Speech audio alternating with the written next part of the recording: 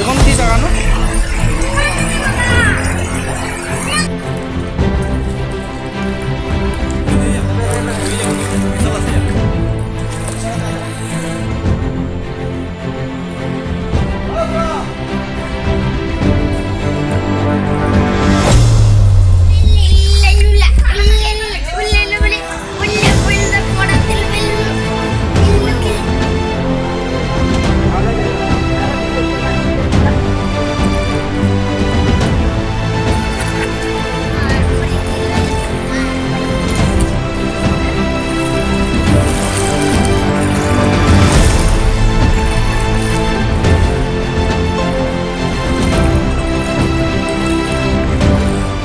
যোৱাকালিৰ পৰা এনেকুৱা হৈছে গপকে পানীটো বাঢ়ি গ'ল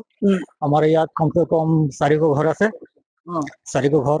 খাবলৈ চাইছে পানী কেনেকুৱা বাঢ়িছে এতিয়া চৰকাৰী বিষয়ে মানুহকেইটা অহা নাই আহি পেলাই আমাৰ তদন্ত কৰা নাই আমি চৰকাৰক আহ্বান জনাইছো আমাৰ এই গৰীব শ্ৰেণীৰ মানুহবিলাক এইবিলাক মানে কিবা মানে সাহায্য কৰিবৰ কাৰণে পানীটো ক'ৰ পৰা কেনেকৈ পানীটো পাহাৰীয়া পানী হয় সেইটো আপোনাৰ লালটেন সোনাঝুৰি সেইবিলাকৰ পানী পেলাই আহে ওপৰত পানী হলে মানে এইফালে বহি যায় ডাঙৰ হৈ গ'ল এতিয়া ডিজু নদী সম্পূৰ্ণ একদম পুৰা ঘৰ বাৰী ডুবি গ'ল আপোনালোকে চাইছে আপোনাৰ পূৰ্বতে এনেকুৱা হৈছে নে আগতো এবাৰ হৈছে 2012 এতিয়া আমি সাহায্য পাইছিলো সাহায্য দিছিলে চৰকাৰে মাজত আৰু 2012 পিছৰ পৰা হোৱা নাই অলপ অলপ হৈছে তো এনেকুৱা হোৱা নাই 3-4খন গাঁও এতিয়া 400-500 বানত কৰি আছে আপোনালোকে চাইছে কি ক'ব কি আপোনাৰ যথেষ্ট সমস্যাৰ সন্মুখীন হৈছে ইতিমধ্যে চৰকাৰ লোক আহিছে না খবৰ ল'বলৈ নাই হয় আহিছে ধৰক মানুহ আহি আছে কিন্তু কোনো ধৰণৰ এতিয়া ব্যৱস্থা পোৱা নাই আমি কালি ৰাতিও মানুহ আহিছে আমাৰ গাঁওবুঢ়াও আহিছে সবে আহিছে লিখি কৰি লৈ গৈছে কিন্তু এতিয়ালৈকে কোনো ব্যৱস্থা পোৱা নাই আমি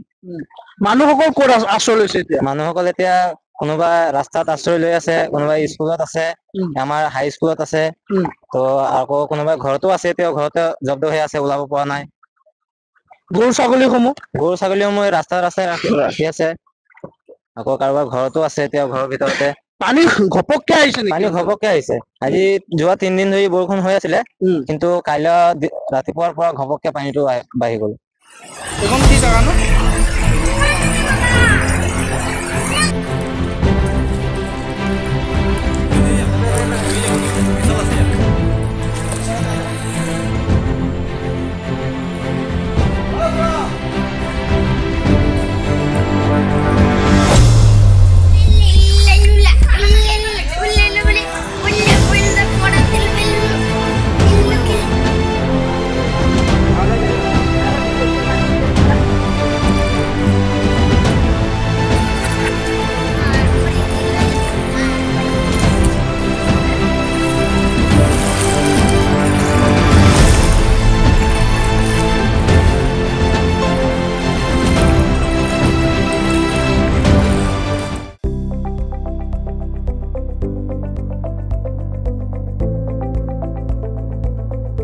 NB নিউজ